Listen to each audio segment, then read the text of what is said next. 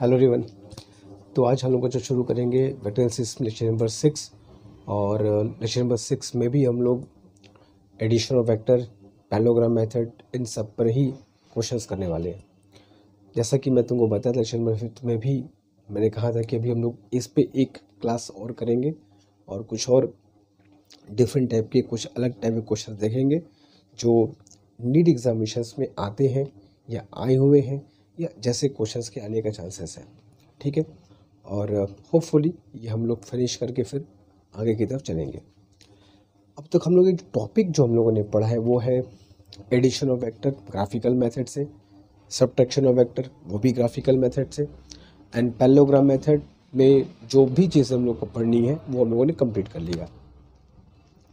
तो अब before we move to the next topic, पहले हम लोग इन साइड टॉपिक्स पर जो पढ़े हैं उस पर क्वेश्चंस कर लेते हैं। फिर चैप्टर फिनिश होने के बाद एक पूरा प्रॉब्लम शीट सॉल्व करेंगे, लेकिन पहले टॉपिक्स फिनिश होने के बाद उन पे क्वेश्चंस करना बहुत ज़रूरी है ताकि वो टॉपिक्स अच्छे से क्लियर हो सके।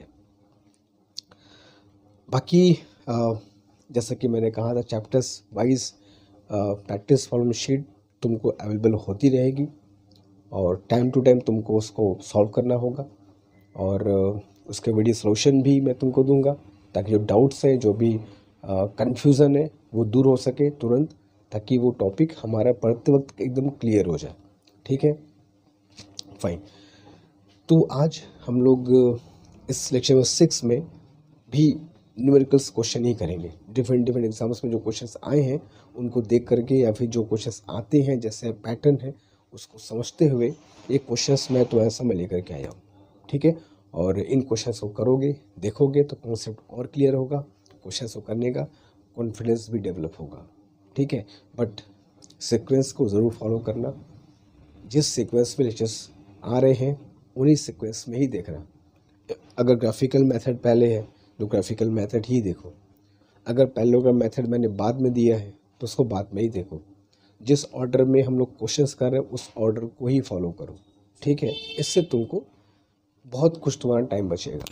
ठीक है, चलो तो चलते शुरू करते हैं अच्छी क्लास। और सबसे पहला क्वेश्चन ये तुम्हारे सामने है। ठीक है, और ये जो क्वेश्चंस हैं वो मैं लिख नहीं रहा हूँ, लेकिन ये सारे किसी न किसी मेडिकल एंट्रेंस एग्जाम में पूछे गए क्वेश्चंस हैं। ठीक है, चलो तो पहला क्वेश्चन कह रहा है कि एक यूनिट वेक्टर हमको फाइंड करना है। The unit vector parallel to the resultant of two vectors this and this. हमें दो वेक्टर दे दिया है। ठीक है, और कह रहा है कि एक यूनिट वेक्टर फाइंड करो। सबसे पहली बात तो हम जो वेक्टर फाइंड करें वो क्या होना चाहिए, यूनिट। ठीक है, जिसकी मैग्नीट्यूड कितनी हो, 1। और वो होना कैसा चाहिए, ये तो मैग्नीट्यूड की बात हो गई कि 1 होना चाहिए मैग्नीट्यूड। और वो डायरेक्शन का क्या हिसाब किताब है, तो कह रहा है कि parallel to resultant of this and this. दो वेक्टर दिए हैं, इन वेक्टर के पैरेलल नहीं, इन वेक्टर के जो रिजल्टेंट आएंगे उसके पैरेलल होना चाहिए। तो सबसे पहले हम क्या करते हैं, रिजल्टेंट फाइंड करेंगे, क्योंकि जो उस वेक्टर को हमको लाना है वो रिजल्टेंट के पैरेलल होना चाहिए। इनसे मतलब नहीं है, इनके रिजल्टेंट से मतलब है। तो पहले इनका रिजल्टेंट फाइंड करते हैं। तो resultant is vector A plus vector B. ठीक है, अगर दो वेक्टर्स वेक्टर फॉर्म में लिखे हैं, I mean I cap j cap के कैप को फॉर्म में लिखे, तो उन लोग को लोग सीधे डायरेक्ट ऐड कर सकते हैं। ठीक है, कोई दिक्कत नहीं है। तो vector A is 4i cap plus 3j cap plus 6k cap plus vector B is minus i cap plus 3j cap minus 8k cap. ठीक है, ऐड करने का तरीका सबको पता है, एकदम क्लियर। आई वाले को आई के साथ ऐड करना है, जे वाले को जे के साथ, के वाले को के के साथ। सिंपल बेसिक तरीका, जैसे ऐड करते हो वैसे ऐड करना है। तो 4i cap minus i cap, resultant की वैल्यू आ रही है 3i cap, 3j cap plus 3j cap 6j cap, 6k cap minus 8k cap minus 2k cap. ठीक है, तो ये तो वेक्टर आ गया दोनों का रिजल्टेंट। अब हमें कह रहा है कि एक ऐसा वेक्टर फाइंड करो जो यूनिट हो और इसके पैरेलल हो, मतलब डायरेक्शन इसी के जैसा हो। पैरेलल मतलब क्या कि जिधर रिजल्टेंट आर मेरा आ गया, ठीक है, रिजल्टेंट आ गया। अब एक ऐसा वेक्टर फाइंड करो, लेट अस सपोज एक्स पर कैप लगा दूं मैं, ठीक है। एक ऐसा वेक्टर फाइंड करने को बोल रहा है जिसकी मैग्नीट्यूड 1 हो मगर डायरेक्शन रिजल्टेंट के पैरेलल हो। तो कुछ नहीं करना है, तुमने जिस रिजल्टेंट को निकालना है बस उसको यूनिट वेक्टर में चेंज कर दो, ठीक है। इस आर का यूनिट वेक्टर निकाल लो, वही तुम्हारा आंसर है। क्यों? क्योंकि जब इस आर का तुम यूनिट वेक्टर निकालोगे तो उसकी मैग्नीट्यूड तो क्या होगी 1, और डायरेक्शन तो आर का उसको मिल ही जाएगा, मतलब डायरेक्शन तो आर के पैरेलल तो हो ही जाएगा। तो ऐसे कंडीशन में जिस वेक्टर के अलोंग, जिस वेक्टर के पैरेलल हमें यूनिट वेक्टर फाइंड करना है उसी को यूनिट वेक्टर में कन्वर्ट कर दो। और इतना हम सब जानते हैं कि किसी वेक्टर को यूनिट वेक्टर में कन्वर्ट करने के लिए उस वेक्टर में उसके मॉड से क्या करना होता है, डिवाइड करना होता है, सिंपल।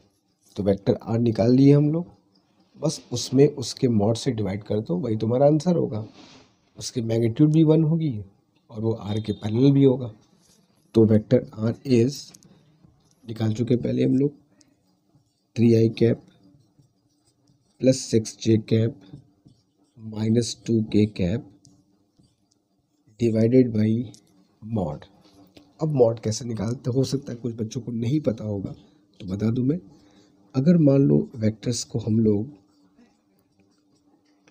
आई कैप जे कैप के कैप के फॉर्म में लिखते हैं, लाइक एक्स आई कैप प्लस वाई जे कैप प्लस जेड के कैप, तो ऐसे कंडीशन में किसी वेक्टर का मैग्नीट्यूड कैसे निकालते हैं? तो सिंपल सा उसका फॉर्मूला होता है mod A is equal to square root of x square plus Y square plus Z square, ठीक है।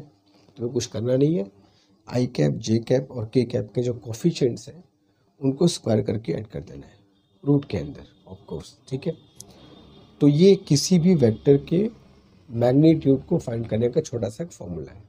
बहुत बच्चों को पता हो, जिनको नहीं पता है अच्छे से देख लो, याद कर लो, बहुत जगह इसको यूज़ करेंगे, ठीक है। तो अब मुझे इसके वेक्टर में इसके मॉड से डिवाइड करना है। तो mod of R is x square plus Y square plus Z square. तो -2 कैसे करोगे तो +4 ही आएगा। 36 प्लस 4 इज 40 प्लस 9 14, 14 बाहर क्या हो जाएगा 1/7। तो this will become 1/7 3i cap plus 6j cap minus 2k cap. Clear है? तो 1/7 3i cap plus 6j cap minus 2k cap. कौन सा ऑप्शन है?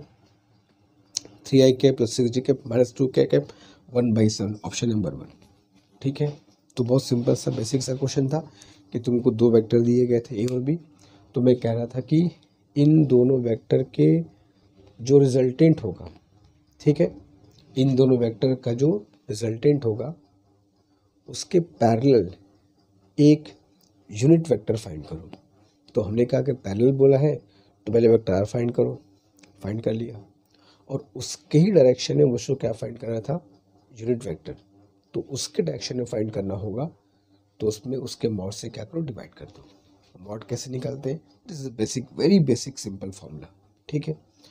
तो एग्जाम में आया क्वेश्चन है, बहुत बेसिक है, मगर ऐसे ही क्वेश्चंस तुमको मिलेंगे एग्जाम में तुम्हारे, ठीक है।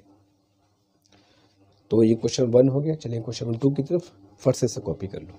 तो अब चलते हैं क्वेश्चन नंबर 2 पर। क्वेश्चन नंबर 2 ग्राफिकल मेथड पर एक क्वेश्चन है, एग्जाम में आया हुआ क्वेश्चन ये भी है। कह रहा है कि 6 वेक्टर्स है ए से लेकर एफ तक, ठीक है।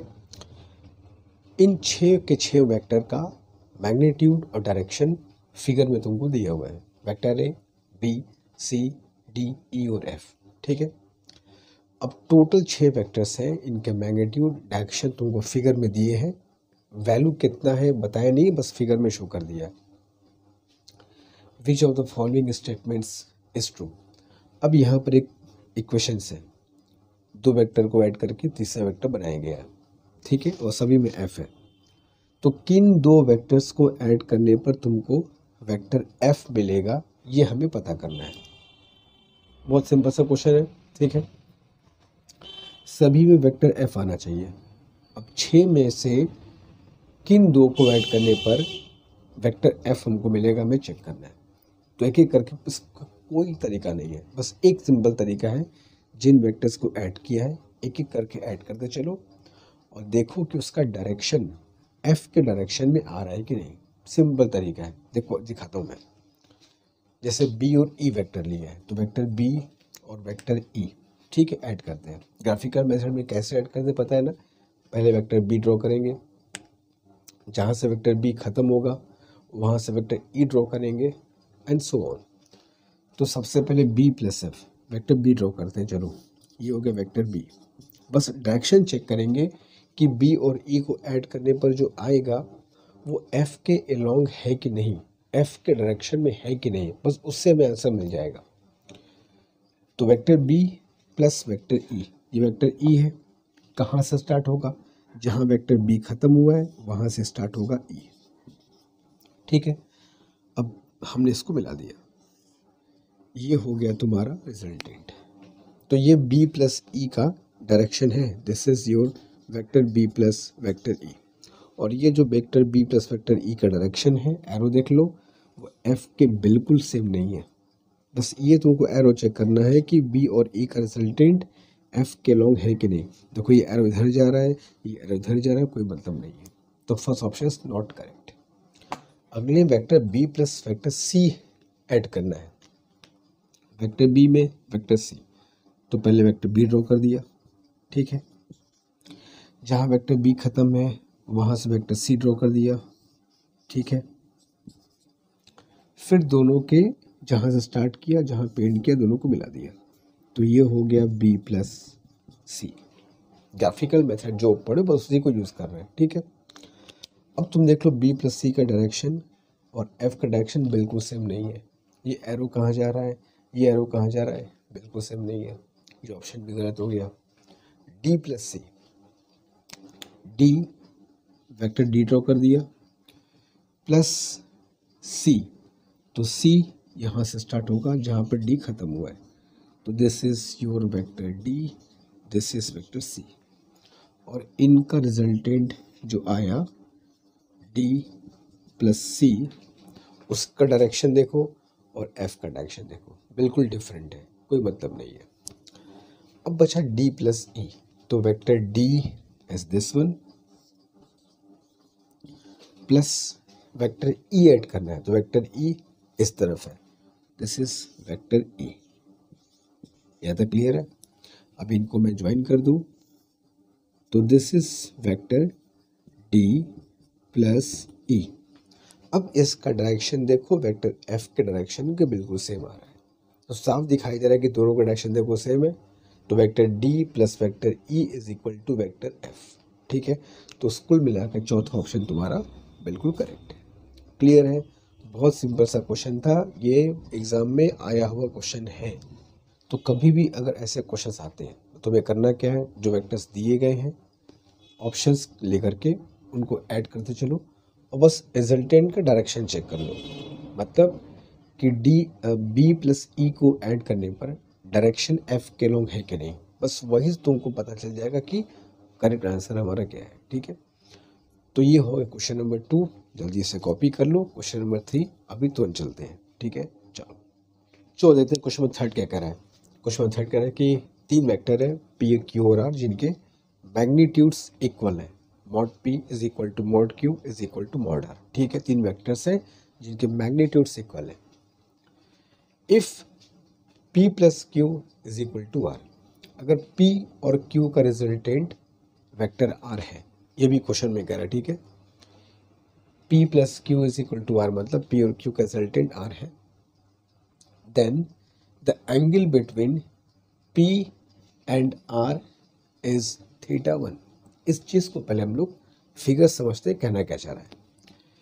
वेक्टर p का मॉड, वेक्टर q का मॉड, वेक्टर r का मॉड, तीनों की मैग्नीट्यूड सेम है, ये बात क्लियर है। p और q का रिजल्टेंट r है, इसको फिगर में पहले ड्रॉ करते हैं। अब हमें तो नहीं पता कि कौन किस दिशा में है, तो अपने हिसाब से बस पहले p और q का रिजल्टेंट आर ड्रॉ कर दो जैसे करते हो। तो चलो वेक्टर पी ड्रॉ कर दिया, ग्राफिकल मेथड यूज़ कर रहे हैं। जहाँ से पी एंड हुआ वहाँ से मैंने क्यू ड्रॉ कर दिया। अब कैसे पता क्यू यहाँ जाएगा, तो कुछ नहीं पता, बस अपने हिसाब से ड्रॉ कर ले रहे हैं, जो होगा देखा जाएगा बाद में, ठीक है। तो पहले पी ड्रॉ किया, जहाँ पर पी खत्म वहाँ से क्यू शुरू। फिर दोनों मतलब पी के टेल और क्यू के हेड को मिला दिया, जैसा ग्राफिकल मेथड में करते हैं यार।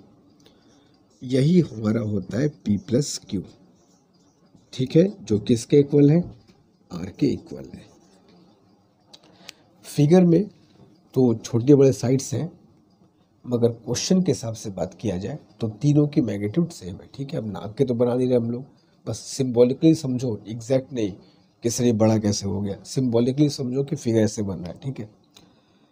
वेक्टर पी वेक्टर क्यू, इन दोनों का रिजल्टेंट वेक्टर आर, और इन तीनों का मैग्नीट्यूड सेम है, ठीक है। बात समझ में आ रही है। ये चीज़ हम लोग पहले समझ भी चुके हैं, ठीक है, कि अगर ऐसा कभी भी होगा तो एंगल कितना होता है, 120 डिग्री होता है वेक्टर के बीच में।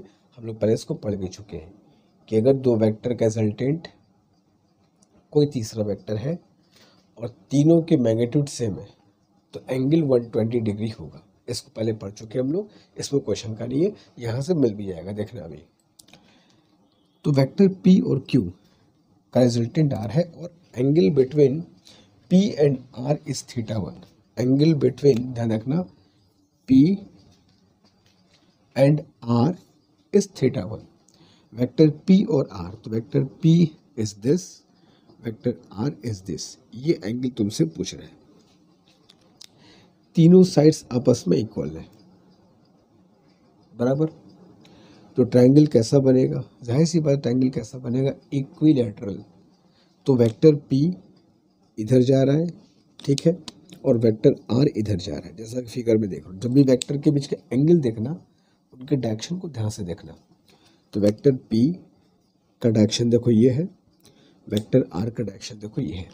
इनके बीच का एंगल ये थीटा बोल रहा है, जो कि θ1 बोल रहा है, जो कि जाहिर सी बात है कितना डिग्री होगा, 60 डिग्री होगा, इसमें कोई डाउट नहीं है, ठीक है।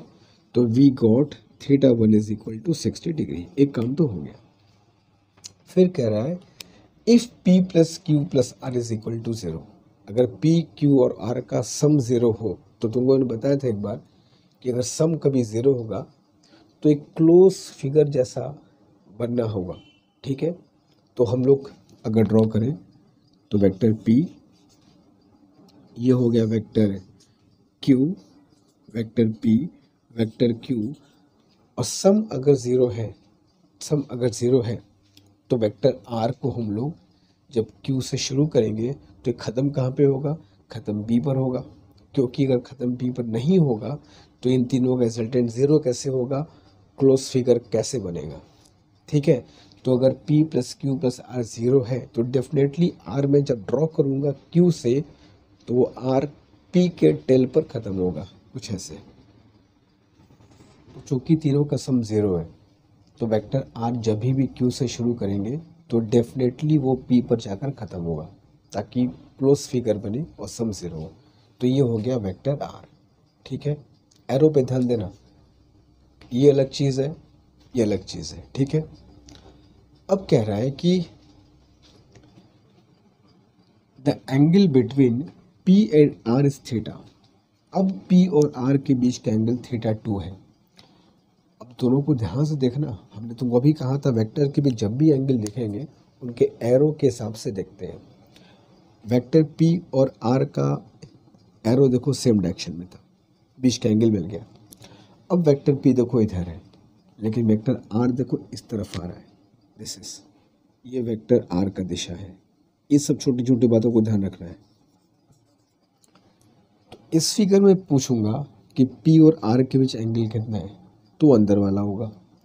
इस फिगर में अगर तुमसे पूछूंगा कि वेक्टर पी और आर के बीच का एंगल कितना है, तो आर को हल्का सा मैं क्या करूँगा, एक्सटेंड करूँगा। तो आर को जब एक्सटेंड करूँगा तो इसका एरो और इसका एरो के बीच जो एंगल बनेगा ये मेरा एंगल होगा, जिसको θ2 क्वेश्चन में कहकर पुकारा गया है, ठीक है। फ़र्क समझना कि यहाँ पर अंदर वाला एंगल क्यों लिया जा रहा है, यहाँ बाहर वाला एंगल ये क्यों लिया जा रहा है? दोनों फिगर सेम नहीं है, दोनों के एरो को देखो क्या फ़र्क है। इसका एरो किधर है, इसका एरो किधर है। वो क्यों ऐसा है? क्योंकि यहाँ P और Q का रिजल्टेंट R था, लेकिन यहाँ P और Q और R का सम 0 है, तो दोनों फिगर अलग अलग बनेंगे। दोनों का डिफरेंट डिफरेंट चीज़ है भाई, दोनों की कहानी अलग अलग है। वो अलग कहानी, ये अलग कहानी है। वहाँ पे R रिजल्टेंट है, यहाँ पर रिजल्टेंट नहीं है। R P और Q में ऐड होकर के रिजल्टेंट को 0 बना रहा है। फ़र्क है दोनों में, दोनों स्टेटमेंट बिल्कुल डिफरेंट हैं दूसरे से। उन स्टेटमेंट के हिसाब से ये दो डायग्राम बने हैं। तो P और R के बीच का एंगल ये हो गया, जो होगा कितना। अरे भैया साइड तो तीनों की सेम है, तो अंदर वाला एंगल कितना होगा, 60 होगा। तो ये θ2 कितना होगा, 120 होगा। बाहर का तो एंगल भी 60, अंदर का तो एंगल भी 60 डिग्री होगा। तो बाहर एंगल कितना हो गया, 120। तो θ2 इज़ 120, θ1 इज़ 60। तो हमको θ1 θ2 में रिलेशन चेक करना था। तो क्या मिला, θ2 इज इक्वल टू 2θ1 या θ1 इज इक्वल टू θ2/2। तो ये तुम्हारा ऑप्शन नंबर 2 इज़ करेक्ट। ठीक है, जल्दी करो, क्वेश्चन 4 की तरफ हम लोग चलते हैं। तो चलो बच्चों क्वेश्चन 4 की तरफ चल देते हैं। देखते हैं क्वेश्चन 4 क्या कह रहा है। क्वेश्चन 4 कह रहा है कि दो वेक्टर हैं ए और बी, और हमें कह रहा है कि ऐसे क्वेश्चन दो को बहुत सिंपल तरीका करने का। दो वेक्टर तुमको दिए रहेंगे ए और B, i cap j cap के फॉर्म में दिया हुआ है। Then find a vector. तो सबसे पहले करना है कि एक वेक्टर फाइंड करना है। अब वेक्टर फाइंड करना है तो भाई दो चीज़ चाहिए, उसकी मैग्नीट्यूड क्या होगी, डायरेक्शन क्या होगा, वो तुमको साफ बताया जाएगा। तो find a vector having magnitude equal to that of vector A. एक ऐसा वेक्टर फाइंड करो जिसका मैग्नीट्यूड वेक्टर ए के इक्वल हो, ठीक है, और डायरेक्शन क्या हो, बी के पैरेलल। मिल गया भाई। जो वेक्टर तुमको मिलाना होगा, तुमको क्या पता होना चाहिए, मैग्नीट्यूड, डायरेक्शन। तो एक वेक्टर मान लो, चलो मैं कहता हूँ एक्स है, एक वेक्टर एक्स है, ठीक है। एक वेक्टर एक्स फाइंड करना है जिसका मैग्नीट्यूड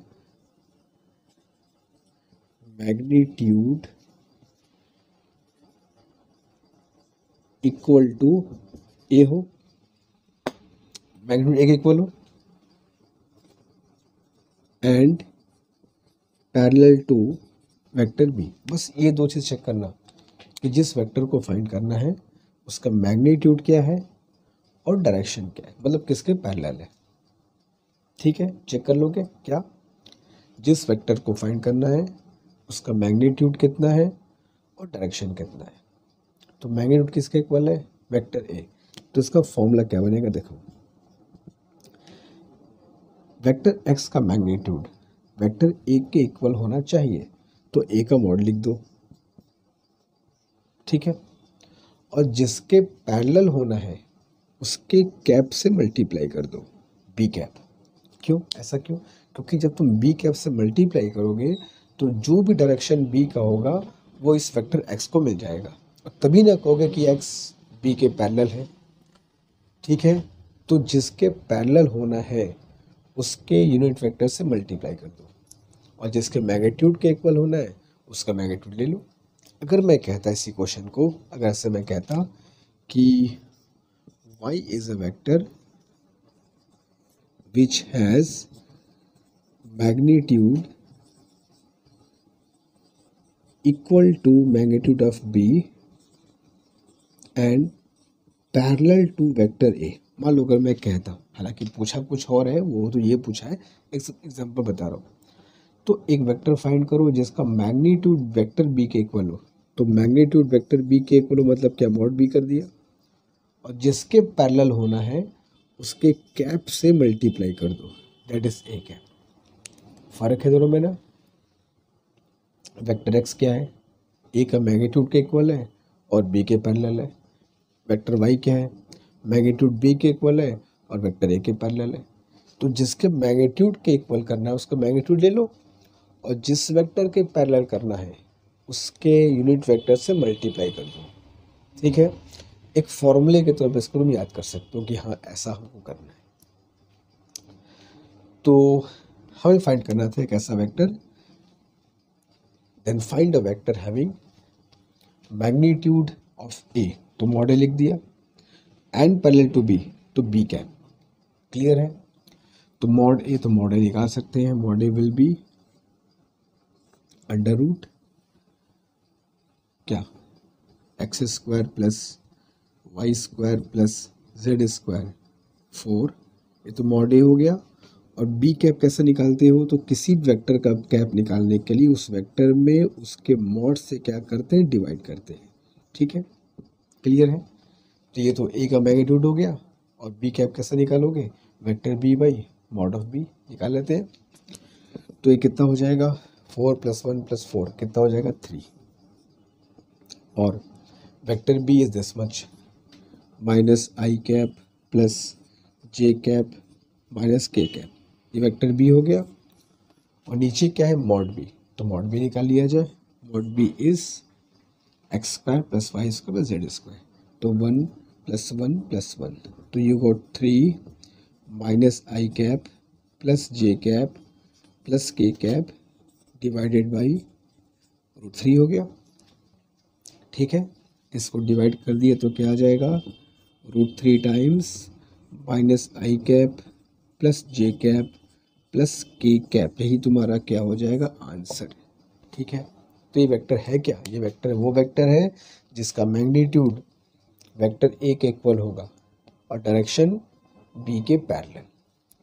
क्लियर है? तो तुम चेक भी कर सकते हो, जो बी का ए का मैग्नीट्यूड जो आएगा और इसका जो मैग्नीट्यूड आएगा वो सेम होगा, मन चाहे चेक कर लेना। और डायरेक्शन क्या होगा, बी के पैरेलल।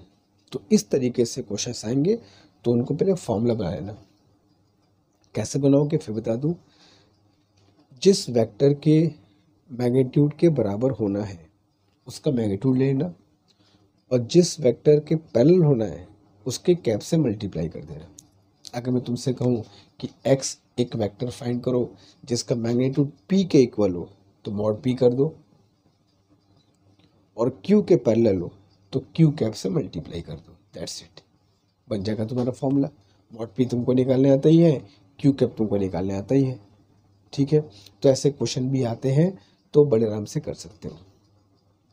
तो जल्दी कॉपी क्वेश्चन नंबर 5 की तरफ तुरंत चलते हैं। ठीक है, जल्दी, तो चलो चलते क्वेश्चन नंबर 5 की तरफ। The magnitudes of 2 vectors are 4 and 6। दो वेक्टर हमको दिए हैं, उनके मैग्नीट्यूड्स 4 और 6 हैं। इफ़ मैग्नीट्यूड ऑफ देयर सम, उनके सम का मैग्नीट्यूड भी दिया हुआ है, मतलब ये हुआ कि दो वेक्टर्स हैं जिनके मैग्नीट्यूड्स तुमको दिए 4 और 6। तो चलो मैंने मान लिया मॉड ए = 4, मॉड बी = 6। और क्या कह रहा है कि मैग्नीट्यूड ऑफ देयर सम, उसके सम का मैग्नीट्यूड को मैं लिखूंगा क्या, जो दिया हो तो दिया, बाद में चेक करेंगे, लिखेंगे क्या, mod A plus B is magnitude of their sum is equal to 8। ठीक है, अब पूछा है what is magnitude of their difference, mod A minus B. बहुत बेसिक सा क्वेश्चन है। दो वेक्टर दिए हैं, उनके मैग्नीट्यूड्स पता है, उनके सम का मैग्नीट्यूड भी पता है, दैट इज 8, और उनके डिफरेंस का मैग्नीट्यूड पूछा गया है। अब याद करो, हम लोग डिफरेंस के मैग्नीट्यूड का फॉर्मूला पढ़े थे। ठीक है, पहले जो फाइंड करना है उसके पास जाते हैं कि हमको जो फाइंड करना है उसका फॉर्मूला क्या है। तो हमको फाइंड करना है मॉड ए माइनस बी, तो हम पहले याद करते हैं मॉड ए माइनस बी का फॉर्मूला क्या पढ़े हैं। ठीक है, फॉर्मूला से आएगा नहीं आएगा छोड़ो, लेकिन जो पहले फॉर्मूला पढ़े हैं मॉड ए माइनस बी का, उसको ध्यान तो लगाओ एक बार, फॉर्मूला क्या था। तो mod A minus B was square root of A square plus B square minus 2ab cos of theta. ठीक है, तो ये था मॉड ए माइनस बी का फॉर्मूला। अब मैं क्या देखता हूँ कि यार मॉड ए माइनस बी के फॉर्मूले में कॉस थीटा आ रहा है, जहाँ थीटा क्या है, दोनों वेक्टर के बीच का एंगल, लेकिन दोनों वेक्टर के बीच के एंगल का कहीं कोई जिक्र नहीं है। मैग्नीट्यूड्स दिया है, उनके डायरेक्शन ये दिए हैं, एंगल कैसे फाइंड करोगे, और बिना एंगल फाइंड किए मॉड ए माइनस बी निकलेगा नहीं। तो अब तुमका सारा तुम्हारा अब जो ध्यान है वो इस कॉस थीटा पे है। कॉस थीटा अगर हमें कहीं से मिल जाए तो हमारा काम हो जाए। अब वो कहाँ से मिलेगा, तो मॉड ए प्लस बी भी हमें दे रखा है, तो मॉड ए प्लस बी का फॉर्मूला हम सब जानते हैं, मॉड ए प्लस बी को ही हम लोग रिजल्टेंट का मैग्नीट्यूड भी कहते हैं, जिसका फॉर्मूला है A square plus B square plus 2ab cos of theta. तो हमें करना क्या है, यहाँ से निकालना है कॉस थीटा, यहाँ पर पुट करके फाइंड करना है मॉड ए माइनस बी। और देखते हैं, स्क्वायर कर देते हैं, 8 का स्क्वायर 64 रूट हट जाएगी, तो ए स्क्वायर 4 का square 16 B square 36 plus 2ab cos of theta. ठीक, 64 इज इक्वल टू ये क्या हो जाएगा 52 प्लस 2 4 जा 8 6 जा 48 कॉस थीटा। तो ये कितना हो जाएगा 12 is equal to 48 cos of theta. तो देयरफॉर कॉस थीटा की जो वैल्यू आएगी वो कितनी आएगी बच्चों 1/4। ठीक है, चेक कर लो, मॉड ए प्लस बी दिया था 8 का स्क्वायर 64, 4 का स्क्वायर 16, 6 का square 36 plus 2ab cos theta. तो ये कितना हो जाएगा तुम्हारा 52 देन 12 एंड दिस इज 1/4। अब ये 1/4 कॉस थीटा की वैल्यू उठा के चुपचाप यहाँ पुट कर दो। ठीक है, now therefore mod A minus B is equal to square root of A square that is 16 plus B square 36 minus 2ab and cos theta is 1/4। ठीक है, तो सीधे कैंसिल्ड आउट 4 से 4 एंड 36 प्लस 16 इज 52 माइनस 6 2 जा 12, तो you will get it under root 40। तो ये हो गया तुम्हारे मॉड ए माइनस बी की value which eventually you can also write as 2√10।